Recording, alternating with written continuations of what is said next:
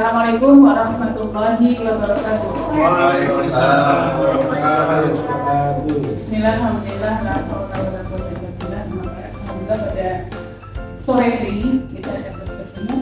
Sehat ya? Semangat? Ayo kita lihat dulu. Selamat pagi. Pagi, selalu semangat, luar biasa. Oke.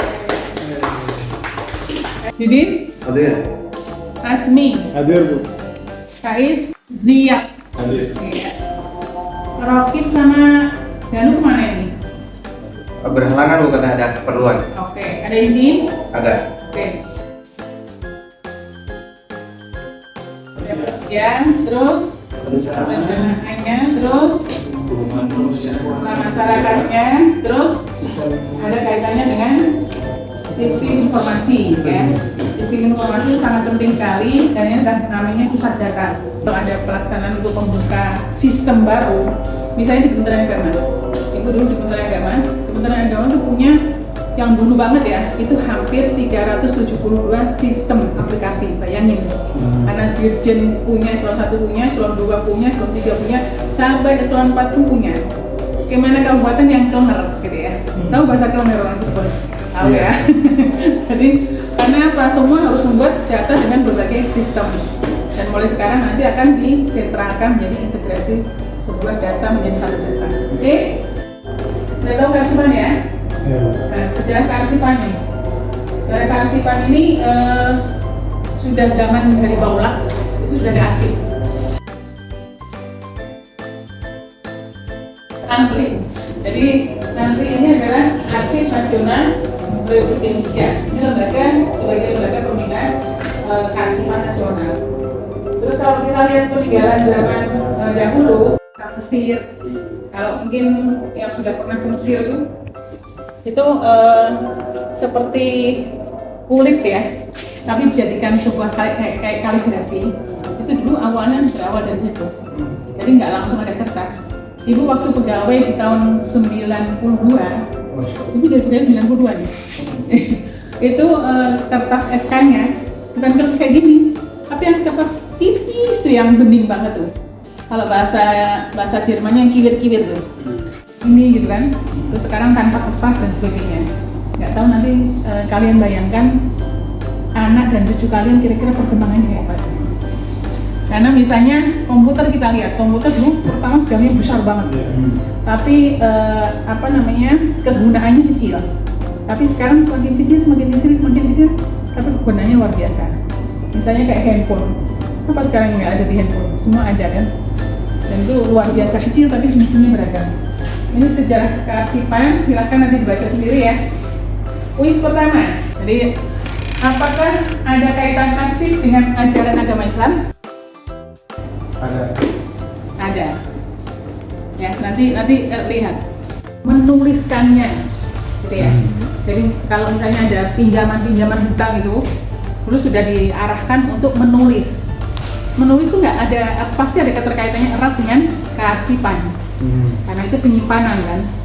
Terus yang berikutnya lagi. Ibu mohon maaf, tadi saya telat, habis ada keperluan terlebih dahulu. Oke. Yang penting tidak melewatkan kuliah ya. Ya. Oke, terima kasih. Pentingnya arsip ketika masa Rasulullah SAW.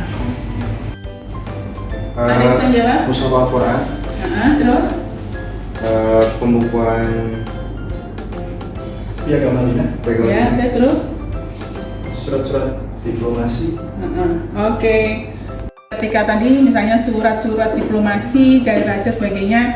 Terus kalau kita lihat di Indonesia, kerajaan-kerajaan dahulu pengiriman suratnya lewat apa gitu kan?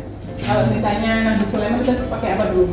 Ada pakai burung ya, pakai di suratnya ditariin gitu kan, kirim gitu kan. Itu sudah artinya sudah ada arsip, sudah berjalan gitu. Terus tadi yang Ibu katakan Piagam Madinah ya. Piagam Madinah konstitusi Rusia pertama dalam sejarah Islam. Pentingnya jadi luar biasa bahwa keterkaitannya arsip dengan agama kita itu luar biasa, nggak terpisah.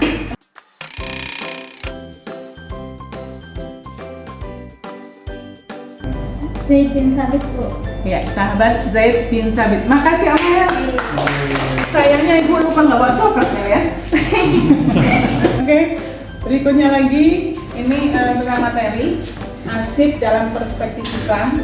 Konsep arsip dalam peradaban Islam, ada Baitul Hikmah, ada Diwan Al-Hatam, ada Wafiat atau dokumen wakaf. Pernah dengar tentang wakaf? Dengar ya, sekarang kan wakaf luar biasa ya. Karena itu salah satu pembiayaan pendidikan. Yang berikutnya lagi adalah definisi arsip. Namanya arsip itu apa? Yaitu tempat untuk menyimpan sesuatu. Catatan adalah surat yang memiliki nilai bangunan yang perlu disimpan dengan sistem kearsipan. Jadi tadi pertama kalau arsip itu berarti ditulis gitu ya, disimpan, nanti ada berikutnya dan berikutnya. Ada tahapan sampai nanti kepada pemusnahan. Yang definisi arsip ini Undang-Undang Nomor 43 Tahun 2009. Terus ini adalah menurut pakar atau ahli. Dan ini coba kalau lihat bangunan arsip-arsip ya seperti perpustakaan ya. Perpustakaan yang sekarang kan lihat beragam loh. Kalau misalnya di Cirebon sini perpustakaannya kayak gimana? Modelnya udah masih tradisional atau masih udah modern gitu? Semi modern atau semi? Semi sih Bu. Semi ya. Jadi sudah ada sistem aplikasi yang dikembangkan ya. Jenis-jenis arsip. Arsip itu ada arsip tidak penting, ada arsip biasa dan arsip penting, dan ada arsip sangat penting dan ada arsip rahasia. Jadi kalau perkantoran, kalau kirim surat itu ada jenisnya. Jadi ada katakan sifat arsipnya apa?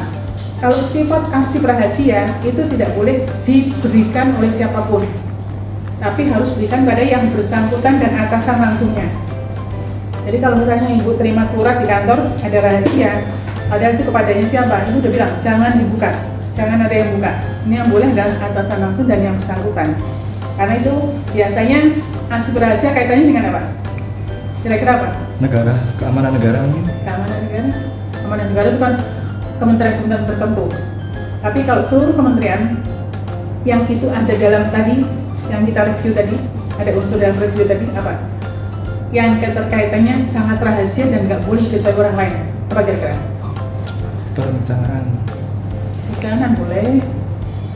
Kepegawaian SDM, gitu kan? Misalnya dia melanggar, gitu kan? Iya. Ada hukuman, ada disiplin ringan, disiplin berat, nggak boleh yang lain tahu. Jadi itu rahasia, biasanya gitu ya. Oke, terus kan, maka dia dikirim ke AMRI untuk dimusnahkan. Jadi misalnya apa? Sama juga kepegawaian juga bisa dijadikan contoh. Tapi ada kepegawaian yang contohnya adalah rekrutmen yang SDM tersebut membuat lamaran tapi tidak diterima. Jadi buat apa gitu? Buat mungkin dia nggak diterima sebagai pegawai, gitu kan? Kan dia ditolak. Jadi nggak guna tuh arsipnya. Maka itu bisa dimusnahkan. Yang berikutnya lagi tadi berdasarkan bentuk dan fisiknya. Ini ada berbentuk lembaran, terus berdasarkan keasliannya, ada kan surat asli atau petikan dan sebagainya, ada kan? Kalau mau lihat detailnya. Jadi tolong kalau kita bicara kearsipan bayangin ya dalam sini ya, arsip adalah sebuah dokumen yang begini gitu ya. Jadi tolong tidak lihat pada layar aja, tapi bayangin fisiknya kayak apa sih gitu ya. Jadi kita bisa pahami. Terus tembusan dan sebagainya.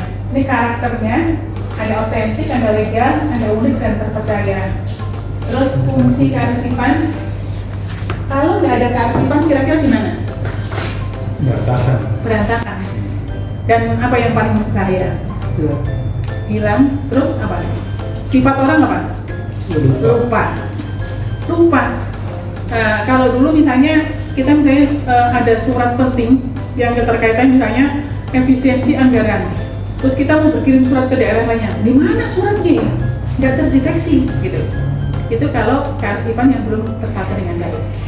Baik anak-anak, Ibu simpulkan pada pertemuan kali ini, yang pertama berdasarkan sejarah ya, Islam memberikan landasan kuat tentang pentingnya arsip baik sebagai alat administrasi, bukti hukum maupun pelestarian ilmu. Yang kedua adalah sebagaimana regulasi yang berlaku di Indonesia, arsip adalah rekaman kegiatan atau peristiwa dengan berbagai bentuk dengan perkembangan teknologi informasi atau sistem-sistem yang berlaku dan komunikasi yang dibuat dan diterima oleh lembaga negara, perusahaan, organisasi, dan perorangan. Yang ketiga, arsip berdasarkan sifatnya ada penting, arsip biasa, tidak penting, dan sangat penting, serta rahasia. Sebagaimana Ibu sampaikan, rahasia itu bagaimana sebagainya. Yang keempat, fungsi arsip adalah sebagai sumber ingatan bagi organisasi atau perorangan jika lupa. Tadi kita sudah bahas ya, sumber informasi, bahan penelitian, dan alat bukti gambaran peristiwa masa lampau.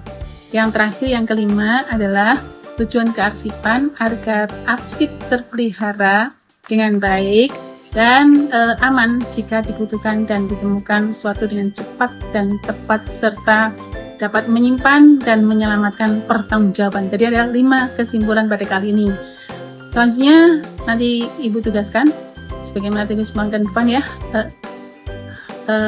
tugaskan untuk melihat ke perkantoran masing-masing. Nanti kita bagi.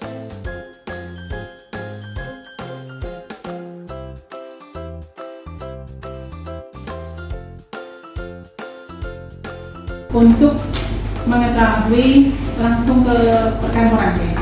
Jadi perkantoran sebagaimana yang beliau sampaikan yang dahulu, perkantoran itu ada berbentuk pemerintahan, ada berbentuk swasta, ada berbentuk BUMN, ada berbentuk NGO atau LSM dan sebagainya. Jadi kalian bisa kesepakatan milih mana yang BUMN, mana yang swasta, mana yang negeri, mana yang NGO, mana yang LSM gitu, silahkan. Nanti baru karena kita ada di grup ya, jadi karena waktu juga, jadi sehingga nanti bisa melihat masing-masing kearsipan yang ada di perkantoran mereka masing-masing. Saya kira itu cukup. Terima kasih atas atensinya.